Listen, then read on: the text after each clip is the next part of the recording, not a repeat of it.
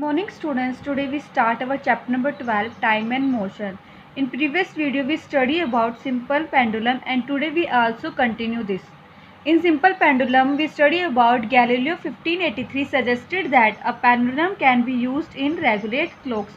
अब जो क्लॉक्स है, घड़ी है, उनको रेगुलेट करने के लिए, चलाने के लिए जो गैलीलियो साइंटिस्ट है उन्होंने बताया था कि हम पेंडुलम का सिंपली इस्तेमाल कर सकते हैं। ठीक है, जो पेंडुलम है वो कैसे है, क्या ये सिंपल पेंडुलम कैसे बनाया जाता है, कैसे क्या क्या चीज़ें होती है इसको, तो ईजिली है। जो सिंपल पेंडुलम है ये क्या कंसिस्ट करता है, एक स्मॉल मास। अब ये जो स्मॉल मास मतलब मास का कोई भी वज़न, किसी भी चीज़ का वज़न हो सकता है, जैसे कि आपके स्टोन का या फिर मेटल बॉल का, जिसे उन्होंने एक नाम दिया था बॉब। ठीक है, तो मेटल बॉल और जो मास है स्मॉल मास, उससे नाम दिया था बॉल, जो किससे अटैच था, एक स्ट्रिंग से, धागे से अटैच था। ठीक है, तो जैसे आपका ये देख रहे डायग्राम में शो हो रहा है, एक मेटल बॉब है, वो किससे, एक स्ट्रिंग से अटैच हो रही। ठीक है, जो किस पोजीशन पे, मीन पोजीशन, एक रेस्ट पोजीशन पे। ठीक है, तो हम ये बोल सकते this diagram show pendulum at rest in its mean position. जो मीन पोजीशन है उस पर पेंडुलम क्या कर रहा है, रेस्ट कर रहा है। अब मीन पोजीशन का क्या मतलब है, एक ही जगह पे वो रुका हुआ है, उसमें कोई मूवमेंट नहीं शो हो रही है। When bob of pendulum is displaced slightly to one side from its mean position, it begins to move to and fro motion, also oscillate about its mean position. जब बॉब है pendulum का, ये जो metal Bob है pendulum की, जब move करती है स्लाइटली या फिर अपनी जगह से थोड़ा सा मूव करती है, ठीक है, तो क्या करेगी, इसकी पोजीशन है वो चेंज हो जाती है। ठीक है, अगर मीन पोजीशन से वो थोड़ी सी स्लाइटली क्या हो रही है, डिस्प्लेस हो रही है, इधर उधर क्या मूव कर रही है, तो क्या होगा, it begins to show to and fro motion.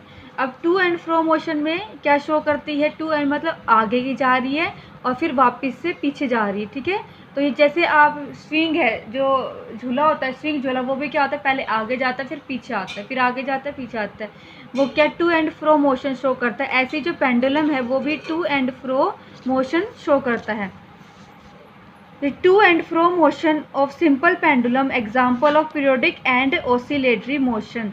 जो टू एंड फ्रो मोशन है वो किसका एग्जाम्पल होता है, टू एंड आपका पीरियोडिक एंड ऑसिलेटरी मोशन। आप पहले ही पढ़ चुके हैं पीरियोडिक और ऑसिलेटरी मोशन क्या होता है। जो टू एंड फ्रो मोशन होता है वो दोनों ऑसिलेटरी और पीरियोडिक के एग्जाम्पल। कैसे, टू एंड फ्रो मोशन तो जो ऑसिलेटरी मोशन है वो शो करता है, और पीरियोडिक मोशन से मतलब है क्या है, ये जो बॉब है एक पीरियड के अंदर है, एक सीक्वेंस के अंदर रिपीट हो रही है ना, अपने आप को रिपीट कर रही है। तो पीरियोडिक मोशन भी क्या होगा, any motion which can be repeat itself after a short interval of time. थोड़े से इंटरवल ऑफ टाइम के बाद जो मोशन अपने आप को रिपीट कर रहा है उसे पीरियोडिक मोशन कहते हैं।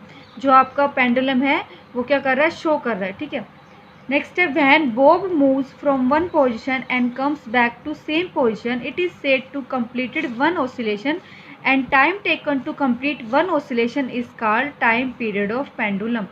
अब क्या है, जब ये बॉब है, ठीक है, ये जो बॉब है मेटल बॉब अपनी जगह से क्या करेगी, मूव करेगी from one position and come backs to the same position. अब देखिए ये है, यहाँ से मूव करेगी इधर, फिर वापस इधर जाके, फिर वापस जब इधर आती है, ठीक है, अपनी पोजीशन पे वापस इधर आती है, तो हम ये बोल सकते हैं it is completed one oscillation. इसने अपना पूरा एक ऑसिलेशन, एक चक्कर लगाया है, and time taken to complete one oscillation. अब इस प्रोसेस में ऊपर जाके इधर और वापस इधर रुकने की जो प्रोसेस होती है उसे हम क्या कह रहे हैं, एक ऑसिलेशन कह रहे हैं, कंप्लीट ऑसिलेशन। और जो टाइम इस ऑसिलेशन को कंप्लीट करने में लग रहा है इसे हम क्या कहेंगे, टाइम पीरियड ऑफ पेंडुलम।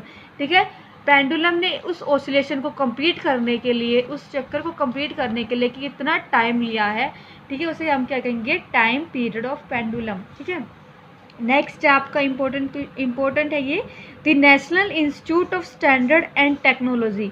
जो नेशनल इंस्टीट्यूट है स्टैंडर्ड एंड टेक्नोलॉजी का यूएसए में, has developed most accurate clock in world. The clock gains और losses 1 second in 20 million years. अब क्या कह रहे हैं, उन्होंने सबसे एक्यूरेट, सबसे सही क्लॉक बनाई है दुनिया की सब। ठीक है, इस क्लॉक क्या करती है, ये क्लॉक है क्या करती है, 1 सेकेंड के अंदर 20 मिलियन ईयर्स के बारे में है, हमें बता सकती है कि कैसे गेन और लॉस हो सकता है। ठीक है, इजीली से। तो students, your today's homework is that you have to write down long question number 2nd and 3rd in your fair notebook. Question number 2nd and 3rd is a numerical question. Let's see. A car moves at a speed of 40 km per hour in 15 minutes and then at a speed of 60 km for next 15 minutes. Calculate total distance traveled by a car. एक car है जिसने पहली speed तो 40 kilometre 15 minutes के लिए क्या की थी, बढ़ाई थी। उसके बाद दोबारा से उस कार ने अपनी स्पीड को जब इंक्रीज़ किया वो 60 किलोमीटर पर आवर हो गई अगले 15 मिनट्स में। तो आपने बताना है कि उस कार ने टोटल कितनी डिस्टेंस ट्रैवल की। तो हम ये बता सकते हैं पहले पार्ट के अंदर मतलब स्पीड ने 40 किलोमीटर पर आवर की थी मूव्स, उसके बाद उसका टाइम क्या था 15 मिनट्स। अब आपका जो स्पीड ऑफ कार है किलोमीटर पर आवर है, तो आपको मिनट को भी क्या है आवर में चेंज करना पड़ेगा। तो आवर में चेंज करने के लिए क्या करेंगे हम, आपको पता है 1 मिनट में 60 सेकंड होते हैं, ठीक है, और 1 आवर में क्या होता है 60 मिनट होते हैं। तो आपने जब मिनट को आवर में चेंज करें तो आप करेंगे क्या 15/60। तो ये क्या है आपका 1 मिनट को 60 हाँ, आपका जो 1 आवर है वो क्या होगा 60 मिनट होगा। तो हमने यहाँ पे इसलिए 60 लिखा है, ठीक है। अब डिस्टेंस क्या है, डिस्टेंस का फॉर्मूला क्या है, distance is equal to speed into time, ठीक है। दूरी इज इक्वल टू कितनी स्पीड है टाइम। तो स्पीड थी आपकी 40 किलोमीटर पर आवर और टाइम था 0.25 आवर्स। तो अब जब इसको कैलकुलेट करेंगे तो आएगा आपका 10 किलोमीटर। नेक्स्ट आपका दूसरे पार्ट में जो स्पीड ऑफ कार थी 60 किलोमीटर पर आवर थी और उसका टाइम था 15 मिनट्स, ठीक है। अब दोबारा से 15/60 करेंगे तो 0.25 आवर्स आपको मिलेगा।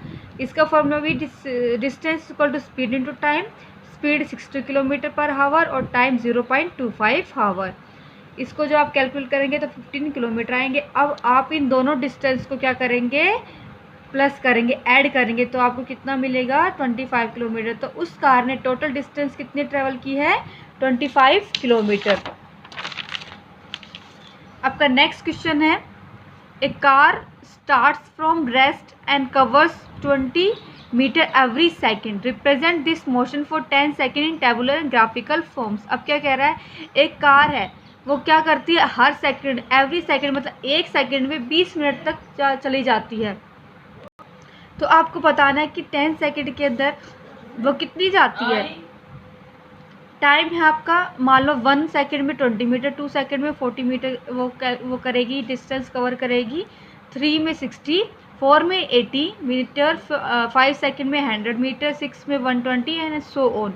तो ये जो है आपका ये टेबुलर फॉर्म शो कर रहा है कि कार किस में मूव करेगी, यूनिफॉर्म मोशन में। देखिए 20 और 40 के बीच में कितना है 20 का डिस्टेंस है, 40 और 60 के बीच में क्या है 20 का है, बीच में इतना आ रहा है, ठीक। और ग्राफिकल फॉर्म में जब हम इस टेबुलर फॉर्म को शो करेंगे तो हम देखेंगे यहाँ पे टाइम और आपका डिस्टेंस, ठीक है। तो ग्राफिकल फॉर्म में भी जब आप शो करेंगे तब बताएंगे कि ये जो मोशन है किस में शो हो रहा है आपका यूनिफॉर्म मोशन में, क्योंकि यूनिफॉर्म मोशन में क्या होता है, यूनिफॉर्म मोशन ऑलवेज शो आ स्ट्रेट लाइन, ठीक है। तो आपका जो यूनिफॉर्म मोशन है वो ऑलवेज स्ट्रेट लाइन, हमेशा एक स्ट्रेट लाइन देता है, इसलिए हम बोल रहे हैं कि ये मोशन है यूनिफॉर्म मोशन है। That's it for today students, thank you for listening.